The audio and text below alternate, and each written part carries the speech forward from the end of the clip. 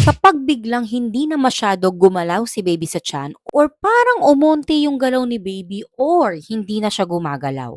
Normal lang ba yon or kailangan mo nang sumugod sa ospital?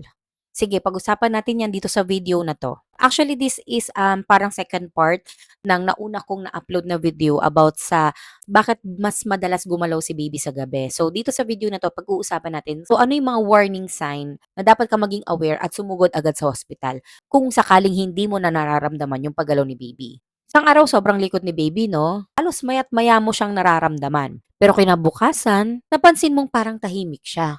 Parang bigla kang nag-aalala na, "Hello baby, kumusta ka dyan? Bakit hindi ka gumagalaw?" So yung mga symptoms or pakiramdam na yun, normal lang ba yun? O sign na para kailangan mo na magpatingin sa doktor? Pag-usapan po natin yan. Una sa lahat, hindi pare-pareho ang galaw ng bawat baby. May mga baby na sobrang active talaga. Siyempre, depende rin sa kinakain ng mami kung mahilig sa sweets. May mga baby naman na kalmado lang.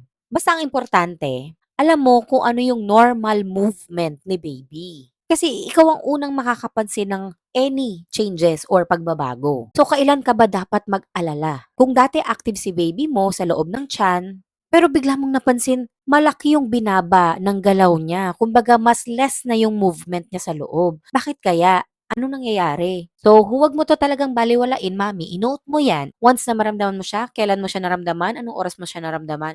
Kasi just in case na i-inform yung OB mo, yun lang din naman ang itatanong sa'yo. Lalo na kung nasa 28 weeks of pregnancy ka na ngayon. Mas mahalagang bantayan mo na ang movement ni baby. Dahil mas regular na ang pattern niya. Kumbaga, mas predictable na yung galaw ni baby sa loob. So once na maramdaman mo na less yung movement niya, ano yung pwede mong gawin muna sa bahay para hindi ka masyadong magpanic? Una, humiga sa kaliwang tagiliran. Humiga ka sa iyong left side. Pangalawa, uminom ka ng malamig na tubig. Or kumain ka ng light meal. Basta oras ng kain. Kasi usually, di ba, kapag tayo kumakain, after natin kumain, gumagalaw si baby, di ba? So para lang maramdaman mo na, "Hey baby, gumagalaw ka pa ba?" So basta habang while you are resting, focus ka lang kay baby, obserbahan mo siya, obserbahan mo yung galaw niya. Maraming OB nowadays ang nagtuturo na ng kick counts or ibig sabihin, bibilangin mo yung galaw ni baby sa loob ng 1 oras, ng 2 oras, gano'n. Pero ito, ituturo ko na rin sa inyo. Ang normal na galaw ni baby sa loob ng sinapupunan ay 10 galaw sa loob ng 2 oras. So, bali 10 movement for 2 hours. Yung 10 movement na yun kasama na yung pag-ikot niya, pagsipa niya, pag-stretch niya, any movement kasama na doon sa 10 counts na yon for 2 hours. Kadalasan ay reassuring yon kasi may times talaga na hindi sila gumagalaw dahil natutulog sila. Pero maaring iba rin yung payo sa inyo ng inyong doktor, depende sa inyong sitwasyon. Kasi siyempre 'di ba merong mga medical condition ang bawat buntis. Kaya sundin pa rin yung bilin ng OB. Yung sinabi ko is based sa research lang naman and experience namin as a nurse.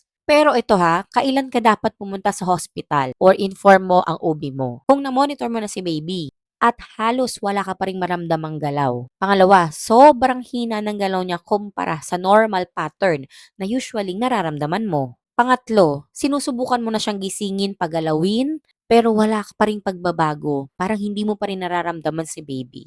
Huwag ka muna matakot, huwag ka muna magpanik. Magpatingin ka agad sa doktor. And syempre, mas mabuti na ma-check up kayong dalawa kaysa maghintay ka doon sa movement ni baby and magsisi sa huli. Better no regrets talaga. Nung buntis ako, first and second, kasi paranoid din akong nanay, dahil nga sometimes hindi ko talaga nararamdaman yung anak ko na gumagalaw. So, yun yung mga ginagawa ko. Ito, based sa experience ko lang ha. Yung kanina is based sa research. Ngayon, isi-share ko naman yung based sa experience ko. 'Pag hindi gumagalaw si baby, ang ginagawa ko, ayun, kumakain ako ng light meal. Agad-agad kasi yan once na mabusog ako, gagalaw siya.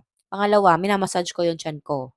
Ayan. O kaya, hinihimas ko ng paganon. Yung parang, for example, this is my tummy. Ginaganon-ganon ko. May-stimulate kasi sila at gagalaw sila. Mararamdaman mo sila. And, syempre, ang pinaka-best option ko is to check the fetal heartbeat. So, lagi akong merong fetal Doppler dito sa bahay talaga. First pregnancy and second pregnancy. Tapos, chine-check ko si baby. Pero syempre, hindi lahat marunong gumamit noon. Hindi lahat alam kung saan itututok yung fetal Doppler. Kasi ako, syempre, nurse ako, ma-experience ako kung paano siya gamitin. So, alam ko kung saan yung heartbeat. Kasi minsan marami nagkakamali dyan eh. Anyway, pag-usapan natin yan sa next video about dun sa proper na paggamit ng Doppler. Just to give you an idea, ito po yung Doppler na ginagamit ko, first and second pregnancy. Kaya tingnan niyo, halos sira-sira na siya. Pero ang tibay nito, So bilang isang mom, alam mo talaga sa sarili mo if may pagbabago or changes sa movement ni baby, alam mo 'yan, mararamdaman mo 'yan kasi nga may pattern kung kailan sila gumagalaw. And once na hindi mo 'yan maramdaman, i-note mo, monitor mo yung sarili mo, observe mo si baby sa loob, and kung wala talagang pagbabago, inform mo na your doctor or pumunta ka na sa hospital. Basta mga mommies, kung sa tingin mo may kakaiba, pakinggan mo yung instinct mo. Kasi usually ang bawat galaw ni baby, parang yun ang nagsasabi na, "Mama, andito lang ako." So mommy, ilang weeks ka na ngayon? Team likot baby ka ba or team chill baby ka ba? I-comment mo diyan.